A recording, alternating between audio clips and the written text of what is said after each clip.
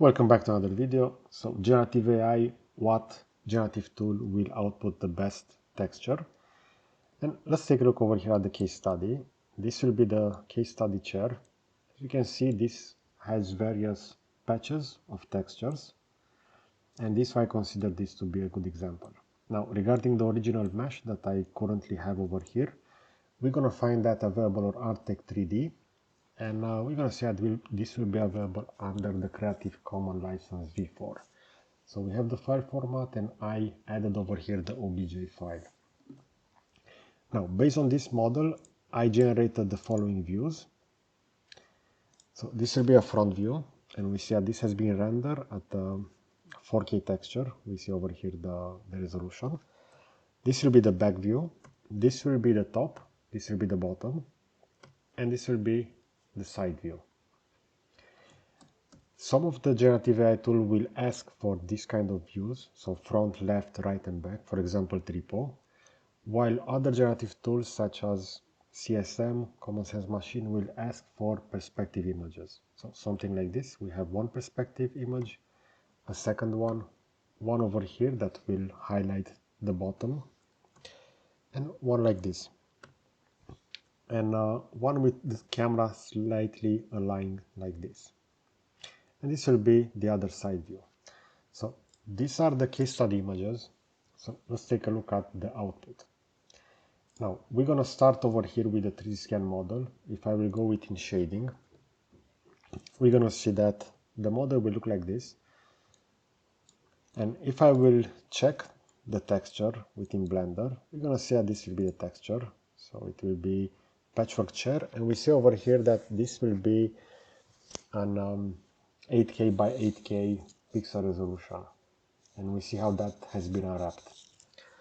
And this is only a simple material where we're going to have the diffuse color added. So this is the output of the scanner.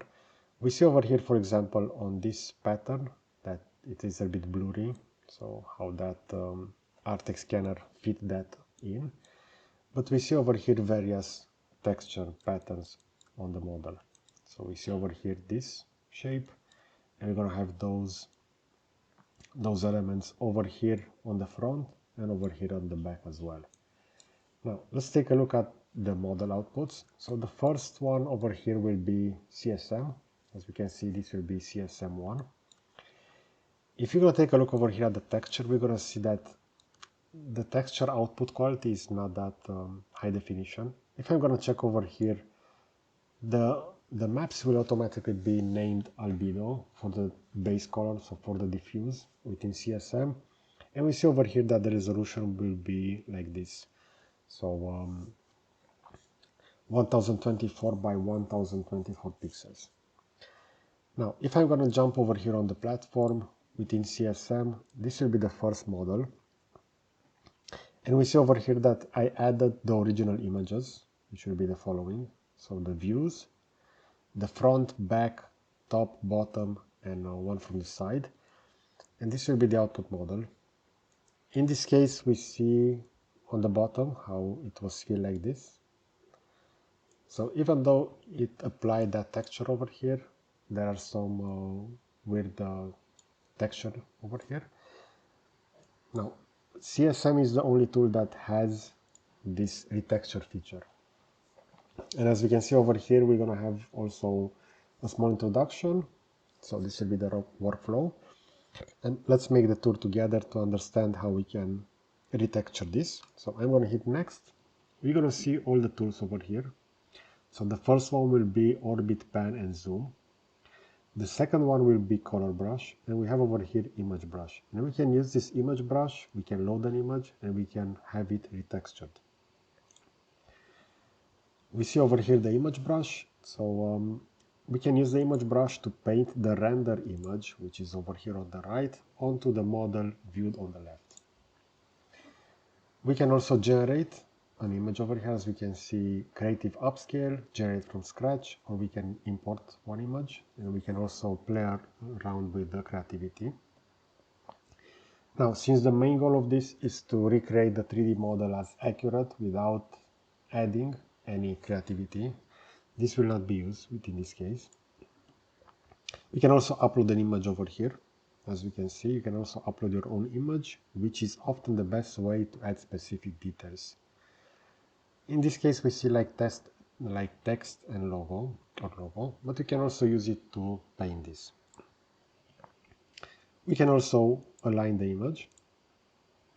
We can also use solid color painting. And in this case, we can use InPaint in order to fix some specific areas or regions within the model. So keep that in mind as well. Once we are done, we can save and export the mesh, and we're going to have that retextured. So let's take a look over here. We see this image, so I'm going to go over here on upload, and I'm going to add the render that I created, which will be this PNG file. That will be loaded over here. And now we can use over here the image align in order to have that aligned to the model. Now, the main disadvantage is that over here this was created within a different perspective. So we see that I will not be able to match this perfectly over here. So this is the align tool. I can hold down the left click in order to rotate that chair. I can hold down the right mouse button in order to move it. And we're gonna see that in some cases, let's say that I can roughly match this, but if I will try to match the top of the chair, the bottom will not be aligned. But we can use the infill now over here. In this case, the image brush. That means if I will go over here and I will move this on the side of the chair, we're gonna see how that texture will be reapplied based on the image. So this is something that we can do in post-editing directly in Blender, and we're gonna have a better control over the image imprint from that reference to the model. But it's really interesting that CSM is the only tool that enables this kind of texturing. So they call this AI retexturing. We can also add additional layers over here, so we can stack those images. So we have the possibility to correct all of this, even though we can do it a little bit easier within Blender, which is free and open source. It is really nice that they added this. This is the only tool out of those that we're going to inspect today that will enable this additional retexturing.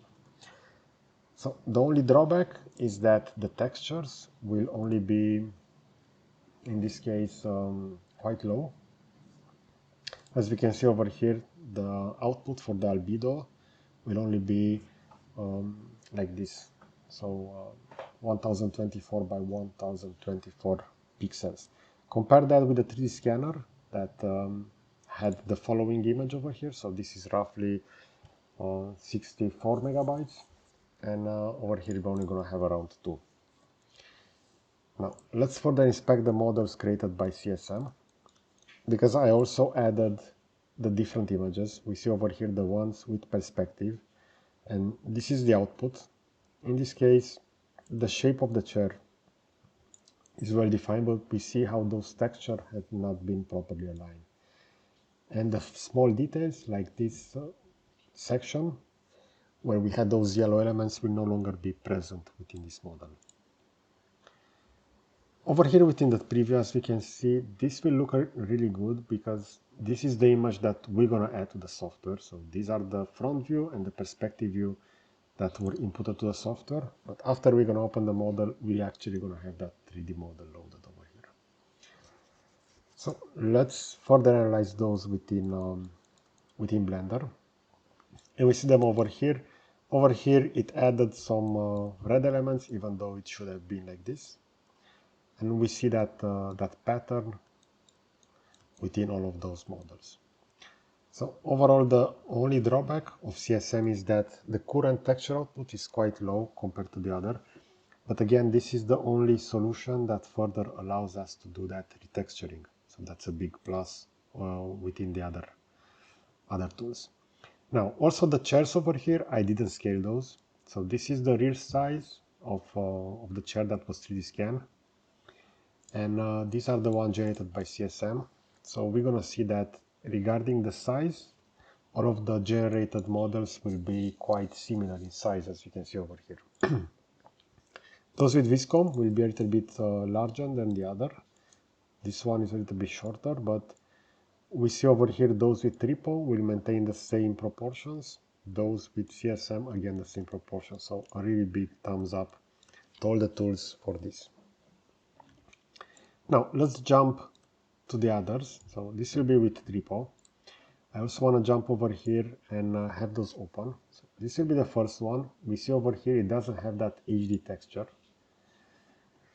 So this will be the model. And as we can see, the textures compared to the one with CSM are a little bit better. So we see over here that additional imprint, even though it's not that great. So we see over here the creativity changed the texture, the pattern. But overall, we have this shape well defined, those two sides, and over here various elements. And also on the bottom, this will be the output. As you can see, for this I only added front. Over here, this will be right, back, and left view. And this will be the output. And the texture, even though it was not created using HD texture, but the default tool, the texture will still have a lot of details. So this is that model. If I will jump within shading, and I will further analyze this, we're going to see that this will have image 104 over here. And if I will leave the mouse on top of that, we're going to see that in this case, the resolution for this will be 16 megapixels, as you can see. So this is quite a good resolution, considering that this was generated using this kind of generative AI tool. And we see also visually how well this will look compared to those over here that only have 2 megapixels. So we have a lot of resolution added over here. Also, Tripo will be the only one that will output this kind of large texture, even without the HD option. Now, further along the other models created with Tripo, we see this one over here as well. And we're going to see that, for example, for this one, over here, I inversed those left and right images. So if I'm going to go over here, I think that this is that model. Let me take a look at the profile here. We see over here how this will be a lot wider. And over here I reverse that left and right image, and this will be the output. So the profile of the chair will be slightly changed, but I see that this is that one. It should have that blue element. So this one didn't have those inversed, and we see that the overall texture is quite nice. Over here on the bottom, it added this infill, so we didn't have a reference for that. We can only input 4 images within Tripo. And this will be the one where I inverse the left and right, and we're going to see how that also struggled. So the model. We have over here this blue section, we have over here this one, so we see that this is quite messed up because of that, since this should have been the other view, so those 2 images should have been added differently. We see that also when the model was recreated, the profile will be a lot different than over here. So we see how that profile of the chair will go. Over here it will be a lot wider. But as you can see, the texture for all of those created within Tripo will be a lot better. They are not perfect, so compared to the 3D scan, and this is why I have chosen this chair, because it has a lot of textures. But overall, Tripo managed to output the best results in this case. Over here on the bottom, as you can see, this will be the bottom output. So none of them are great. We can have those retextured, but we're going to see that Vizcom also outputted some interesting models. Now, the main advantages of Tripo, the texture will be large. So we see over here texture. 4K by 4K, that's a lot of information in that image. And you can already tell within the scene, if you're going to take a look at the chairs outputted from Tripo and the ones from CSM, that difference in megapixel. And this, even though it has twice those from Tripo, so the resolution over here will be really nice. But you can also, as I said previously, visualize that texture quality. Now, let's take a look over here at the last one, which will be Vizcom. So I will go over here on Vizcom. And we have the same images, and I added those within the following studio project over here. And this will be the first one when I use multiple images. So this was generated 3D using multi-view. And again, within Vizcom, we are not stated, okay, this should be front, left, and right. Tripo is the only one that has that, and it's a little bit tricky. Let's take a look over here. Multi-image, we see the front image. And we can further change, select that image and position that over here. And afterwards, you're going to have the left, right, and back. So Tripo will actually ask for this, but from my experience, if you're just going to add various perspective images, the output will be good. But in some cases, as we saw over here with the chair, it will fail to properly reconstruct the model. And it will add that additional geometry in this case. Now, this will be the first with Vizcom, and I added multiple views over here. As you can see, I also need to select it, and now I can rotate within this model. So this will move it around, and I can rotate it, but I already have it over here extracted within Blender. So if I will go within the shading with the chair selected, we're going to see that this will have the base color, this image, so image 103. If I will leave the mouse, we're going to see that this will have around 4 megapixels. So this will be half than Tripo, but double than CSM. And we see how that is being unwrapped. If I will go ahead and further analyze that, we're going to see over here we have those elements. So they are pretty decent defined. Over here, the ornaments in the middle are a total mess, so no longer distinctable. Over here, Tripo manages to recreate something. On the back, since it didn't properly understand those views that I added over here, so I didn't manage to find those overlapping elements. Within this case, since this was the first one with the front, back, and side views, it kind of struggled, as we can see, with the texture on the back. Now, for the following one, if I will go back to the platform, we're going to see that this will be again a multi-image. And over here, I use the perspective images. And we see that Vizcom also added a lot of creativity with the texture over here. So this again generated using multi-images. And this will be the output. So quite far from the original texture. But overall the texture quality is decent, but they are not well aligned like within the reference. Within the next one, this will be a lot better. And as you can see, for the following one, I added a single image, in this case, a perspective view, which I think was this one. And you're going to see that the output model will look like this. So from the front view, it will be well textured, and those have been well transferred.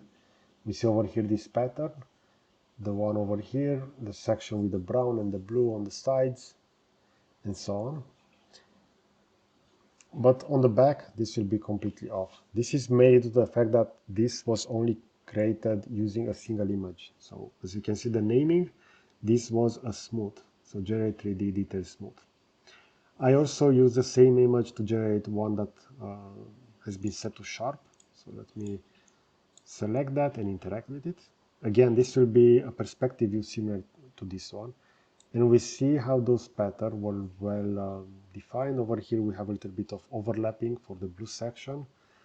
But overall this is quite good. But again, since this was a single image, we see over here on the back that it used various elements over here.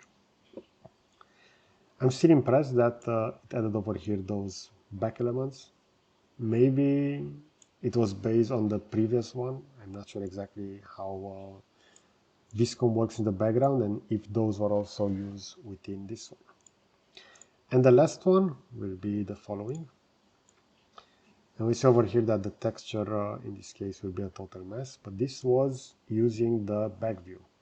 So from the back, those are well aligned. As you can see it over here, this was the reference.